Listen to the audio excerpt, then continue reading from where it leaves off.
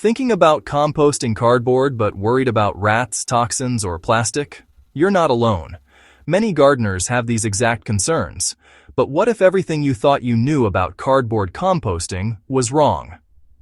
Stick around because today, we're breaking down the hidden dangers, the myths, and what you absolutely must know before putting cardboard in your compost. Cardboard composting has become incredibly popular in sustainable gardening. It's free, it's abundant, and it breaks down into carbon-rich organic matter that improves soil structure. Many gardeners use it for mulching, weed suppression, and as a brown carbon source in compost piles. But here's the catch. While cardboard can be an excellent resource, it comes with real risks that you need to understand before you add it to your garden. One of the loudest warnings you'll hear is that cardboard attracts rats. The truth is, cardboard itself doesn't attract rodents at all. Rats are not gnawing their way into your compost pile for a piece of corrugated paper. They're after what's inside. Leftover food scraps, rotting fruits, and piles of neglected organic waste are the real magnets for rodents. The problem comes when cardboard is used as a cover for poorly managed compost piles. Imagine a warm, damp, and protected space under a sheet of cardboard. Yes, that's a perfect shelter for a rat nest. The solution is management, not avoidance. Keep your compost balanced with plenty of browns like shredded cardboard and greens like kitchen scraps. And turn it regularly to discourage nesting. If rats are a concern in your area, elevate your pile with wire mesh at the bottom, or use sealed compost bins where cardboard can still be added without worry. So the verdict? Cardboard doesn't bring rats. Poor composting habits do. The second big fear is toxins. After all, cardboard is processed, glued, and often printed with inks. So, is it really safe to compost? The answer depends on the type of cardboard you're using. Plain brown corrugated cardboard and craft paper are generally safe. Modern packaging inks are often soy-based and break down harmlessly in a healthy compost system. However, glossy, heavily colored or laminated cardboards can contain plastic coatings or petroleum-based inks, and those should never go into your compost. The same goes for anything that smells chemical-heavy or looks waxy. What about the glue used in cardboard? Most corrugated cardboard is bonded with starch-based adhesives, which break down into natural sugars during composting.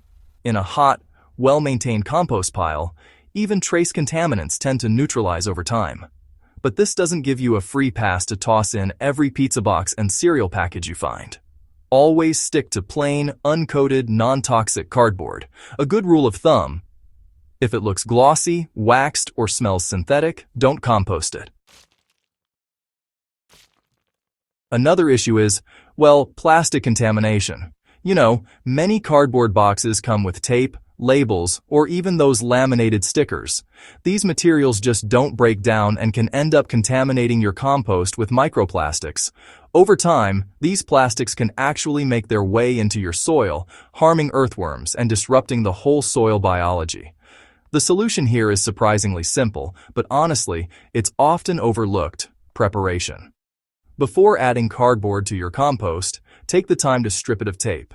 Remove any glossy labels and tear off those laminated sections. And sure, while this can feel a bit tedious, it really does prevent years of plastic pollution in your soil. Now, here's something a lot of gardeners don't realize. Not all biodegradable plastics are actually safe for composting. Some of these products, they require industrial composting facilities to break down properly, which means in your backyard pile, they could just sit there intact for years. If it looks like plastic, treat it like plastic. Just keep it out. Let's talk about doing it right.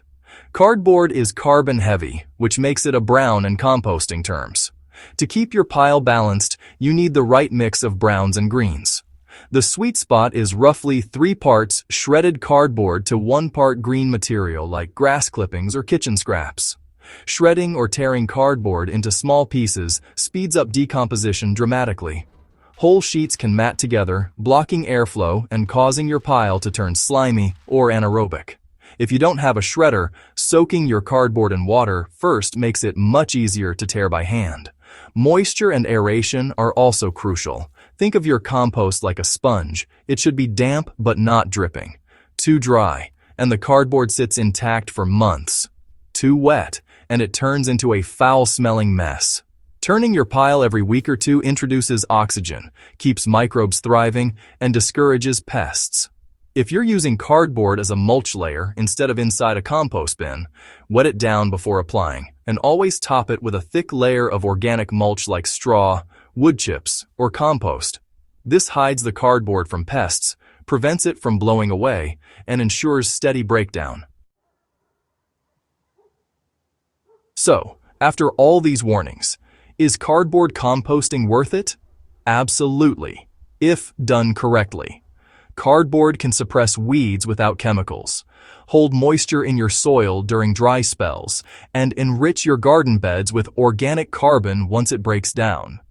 It's one of the most accessible ways to recycle waste into a powerful gardening resource.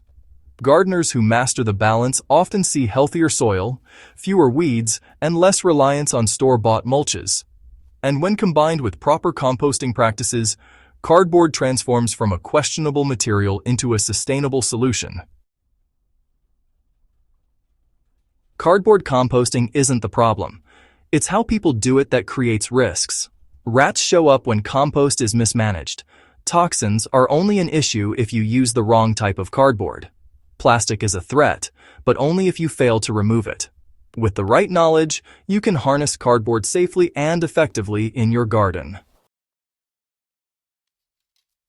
So, next time you're about to toss out a cardboard box, think twice. With the right preparation and balance, it could be the secret ingredient your compost pile needs. If you found this video helpful, don't forget to hit subscribe, share it with your fellow gardeners, and join us here at Soil and Crops Central for more deep dives into sustainable gardening.